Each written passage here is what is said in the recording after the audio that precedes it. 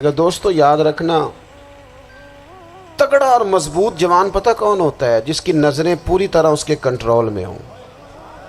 یہ علامت جوانی ہے۔ جس آدمی کا پوری طرح، دو لوگ دنیا میں کبھی کوئی کارنامہ سر انجام نہیں دے سکتے، ایک جو حرام کھاتا ہو، ایک جس کی نظر ناپاک ہو۔ محمد بن قاسم جب یہاں آئے تھے نا، تو ایک دن بڑے پریشان تھے، تو ایک بزرگ کہنے لگے آپ کیوں پریشان ہیں؟ کہنے لگے راجہ دہر سے مقابلہ ہے اور ہماری فوج تو سندھ کے رستے بھی نہیں جانتی، زبان بھی نہیں جانتی، لڑیں گے کیسے؟ 2-4 دن کے بعد ان بزرگوں کی دوبارہ محمد بن قاسم سے ملاقات ہوئی تو بڑے خوش تھے۔ کہا اب آپ کیوں خوش ہیں؟ کہنے لگے وہ میرا مقابلہ نہیں کر سکتا، میں نے تحقیق کر لی ہے۔ کہا کیوں؟ کہنے لگے نظر کا گندہ ہے، اور جو نظر کے گندے ہوتے ہیں وہ میدانوں میں ٹھہرا نہیں کرتے۔ میدان کے لیے نکلنے کے لیے پاک جوانی کی ضرورت ہوتی، تطہیر مزاج ہونا ضروری ہوتا ہے، پاکیزہ افکار اور سچی اور سچی ستھری سوچوں کا ہونا ضروری ہوتا ہے۔ اس لیے فرمایا کہ میرا مقابلہ نہیں کر سکتا۔ حضرت عبداللہ ابن حذافہ کمرے میں تھے، تو وزیر کی بیٹی اندر سجی سنوری پہنچ گئی۔ جیسے ہی آپ نے اس کفر کی چال کو دیکھا تو تیمم کر کے نفل شروع کیے۔ وہ ساری رات بیٹھی رہی، رب کا بندہ ساری رات عبادت کرتا رہا۔ عبادت بڑا سہارا ہے، مصلی بڑا سہارا ہے اللہ کے بندوں۔ صبح دروازہ کھولا، وزیر نے اپنی بچی سے پوچھنا چاہتا تھا رزلٹ کیا نکلا، تو وہ کہنے لگی پیچھے ہٹ جا، اب تیرا میرا تعلق کوئی نہیں، میں نے نبی پاک کا کلمہ پڑھ لیا۔ اس نے کہا میں نے بھی زمانہ دیکھا ہے، پر یہ کیا لوگ ہیں، کستوری کے بنے ہوئے، سندل سے دھلے ہوئے، کہ میں ساری رات کمرے میں رہی اور 100 اور 1000 آدمی جس جوان کا مقابلہ نہ کر سکے، اتنا طاقتور جوان کمرے میں رہا اور اس نے نظر اٹھا کے نہ دیکھا۔ او کچا رنگ للاری والا جڑا چڑھدا تے لیندا رہندا ہے، اے عشق تیرے دا رنگ محمد چڑھیا پھر نہیں لیندا۔ میں کہا ایک دفعہ نظر اٹھا کے نہیں دیکھا، کمال ہو گئی۔ اتنے بڑے لوگ، اتنی بڑی سعادت مندی، فیروز بختی، معاملہ فہمی حد ہو گئی۔ اللہ اکبر۔ دوستو بادشاہ جب پوری طرح ہار گیا نا، اس نے کہا مار دو۔ تیل گرم کیا ایک کڑاہی میں، اور جب آپ کو اس میں ڈالنے لگے تو آپ کی آنکھوں میں آنسو آ گئے۔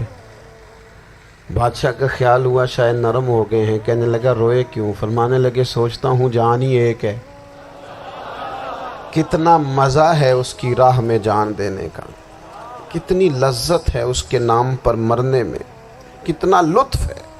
جے تو چڑھیا اتے دار بھی نہیں، تے جے تو وکیا عشق بازار بھی نہیں، تے ایڈا سستا سودا پیار بھی نہیں، تے ایڈا سستا لبدا یار بھی نہیں۔ کئی جنگل گانے پیندے نہیں، کئی دوزخ لنگنے پیندے نہیں، جے وہ اس ملوں بھی مل جاوے، ایدوں سستا ہور بپار بھی نہیں۔ تے کچھ سمجھ نہ آوے لوکاں نوں وہ کادے نال شہید کرے، ڈٹھی یار دے ہاتھ تلوار بھی نہیں، پر او دا خالی جاندہ وار بھی نہیں۔ کہنے لگے ایک جان ہے نا، تو دل کرتا ہے ہزاروں ہوتی تو ایک ایک کر کے محبوب کے نام پہ قربان کرتا، جب میرے پاس ہے ہی ایک، کروں کیا؟ حضرت عبداللہ ابن حذافہ رضی اللہ تعالیٰ عنہ جب روئے اور بادشاہ نے یہ بات سنی، تو بادشاہ اٹھ کے کھڑا ہو گیا، سارے وزیروں مشیروں کو کہنے لگا تم نے کہا تھا نا بندہ ضائع کرنے والا نہیں، یہ بھی ضائع کرنے والا نہیں۔ کہنے لگا میرا ماتھا چومو، تم جیسے لوگوں کو قتل نہیں کرنا چاہیے، آزاد کرنا چاہیے۔ عزیز اپنی زندگی سے نا یہ بہت زیادہ ہرس، ہوس، طمع، اور یہ کسی بات کی بھی ہو، ہرس صرف پیسوں کی نہیں ہوتی ہے، شہرت کی بھی ہوتی ہے، یہ بیماری انسان کو اقتدار کی بھی ہوتی ہے، تعریف کی بھی بیماری ہوتی ہے، یہ سارے نقص ہوتے ہیں لوگوں کو، اور معاذ اللہ بعض جبوں کبوں کے اندر بھی ہوتے ہیں، وہاں بھی پنپتے ہیں۔ اپنی زندگی جب تک اس سادگی میں نہیں لاؤ گے جو رسول پاک نے عطا فرمائی ہے، جب لوگ آسانیوں میں پوری طرح الجھ گئے تو پھر وہ دور ہوئے اور کفر چڑھ گیا۔ دوسری بات، اللہ کے محبوب صلی اللہ تعالی علیہ وسلم کی محبت ہم سے تقاضا کرتی ہے کہ ہم اس مشن کے لیے کام کریں جس مشن کے لیے رسول پاک نے کام فرمایا ہے۔ ہم سارے کام بڑے مضبوطی سے، سوچ سمجھ کے، تدبر سے، حکمت سے، تقاضوں کو مد نظر رکھتے ہوئے کرتے ہیں سارے کام۔ دین کے کام میں ہمارا مزاج نہیں ہوتا، او ہو جائے گا جی، آپ بسم اللہ پڑھیں جی، شروع کریں جی۔ آپ تقاضوں کو سمجھیں، چیزوں کو دبائیں نہیں، چیزوں پر غور کریں۔ کسی کے ذہن کی سطح پر سوال ابھرتا ہے، اس کا تسلی بخش جواب دیں۔ اپنی زندگی میں دین کے کام کے لیے اپنے آپ کو وقف کریں، اور دین کے کام کے بہت سارے پہلو ہیں۔ ہزاروں لوگوں کو قرآن پاک ٹھیک پڑھنا نہیں آتا، ہزارہ لوگ ہیں جو قرآن مجید کے مطالب سے آگاہ نہیں ہیں، دین کی بنیادی ضروریات سے لوگ نابلد ہیں۔ میں آپ کو کس طرح یہ بات سمجھاؤں کہ ہزاروں کی تعداد میں طلاقیں اس لیے ہوتی ہیں کہ مردوں کو طلاق کے مسئلے نہیں آتے، انہیں پتہ نہیں ہے کہ مجھے حقوق زوجین کے معاملے میں کیسے چلنا۔ ڈھیر سارے گھروں میں تباہی اس لیے ہے کہ تربیت اولاد کا دینی منہج ہمیں نہیں پتا۔ اپنا حصہ ملائیں دین کے کام میں۔ ایک آدمی کو اگر تو نمازی کرنے میں کامیاب ہو گیا، تیری زندگی بدل گئی۔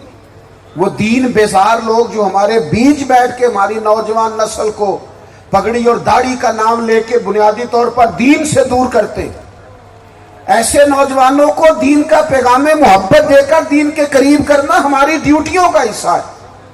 ہمیں ذمہ داری کا احساس کرنا پڑے گا، ہمیں یہ خاص قدم اٹھانا پڑے گا، توجہ دینی پڑے گی۔ مساجد، مدارس، میں آپ سے عرض کروں، اتنی ڈٹ کے مخالفت ہوتی ہے نا مدرسوں کی، اتنی ڈٹ کے۔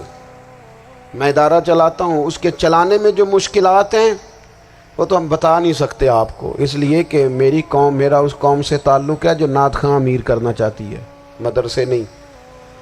ہاں، نقیب خطیب پیدا کرنا چاہتی ہے، شعر و شاعری کی زندگی کو پروان چڑھانا چاہتی ہے۔ فقط ہمارا ان لوگوں سے تعلق ہے جو لاکھوں کروڑوں روپیہ محافل پہ لگائیں گے، اور قاری صاحب بیچارے اگر مسجد کا کوئی ہونے والا کام کسی وقت بتا دیں گے تو وہ بڑی مشکل آ جائے گی ان کے لیے۔